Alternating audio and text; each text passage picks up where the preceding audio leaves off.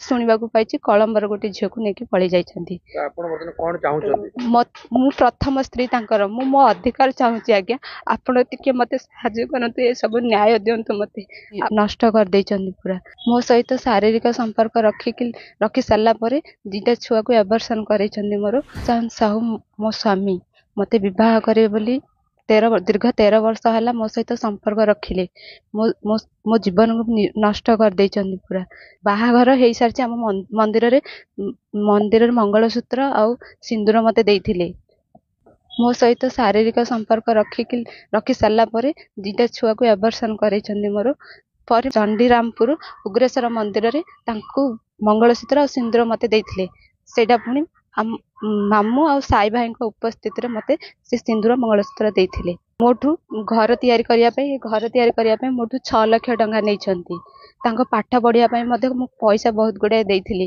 ଭଉଣୀର ବାହାଘର ହେଇସାରିଲା ପରେ ଘରକୁ ଆଣିବେ ବୋଲି ମତେ ପ୍ରତିଶ୍ରୁତି ଦେଇଥିଲେ।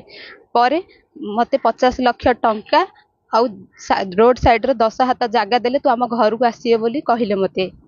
ଖାଲି ଶୁଣିବାକୁ ପାଇଛି କଳମ୍ବର ଗୋଟେ ଝିଅକୁ ନେଇକି ପଳେଇ ଯାଇଛନ୍ତି।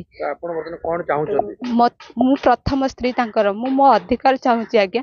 ଆପଣ ଟିକେ ମତେ ସାହାଯ୍ୟ କରନ୍ତୁ, ଏ ସବୁ ନ୍ୟାୟ ଦିଅନ୍ତୁ ମତେ। ଆପଣ ଭାଇମାନେ, ମିଡିଆ ଭାଇମାନେ, ଆପଣ ମତେ ନ୍ୟାୟ ଦିଅନ୍ତୁ, ସମସ୍ତଙ୍କୁ ଅନୁରୋଧ କରୁଛି। ଭାରତୀ ସାହୁ ମତେ ଗୋଟେ ଲିଖିତ ଆକାରରେ ଦେଲା, ଦେଇକିରି ମାନେ କହିଲା ଯେ ତା ସ୍ୱାମୀ କରମଚାନ୍ଦ ମାନେ ତାଙ୍କର ଘର ଏଇଠି ପାଖରେ ଆସି ସିଏ ବସିଛି। ଝିଅ କାହିଁକି ବସିଛି ଗୋଟେ ଲଜ୍ଜାର କଥା। ଆଜିକି ମାନେ 13 ବର୍ଷ କାଳ ତା ସହିତ ଶାରୀରିକ ସମ୍ପର୍କ ରଖିଲା। କ'ଣ ଏଇଟା ଖେଳଣା କଣ୍ଢେଇକି ମାନେ ଗୋଟେ ଖେଳ ଖେଳିକିରି 13 ବର୍ଷ କାଳ ରଖିଲା। 13 ବର୍ଷ କାଳ ରଖିଲା ପରେ ଏବେ ବର୍ତ୍ତମାନ ତାକୁ ଦିଟା ଛୁଆ ମଧ୍ୟ ନଷ୍ଟ କଲା।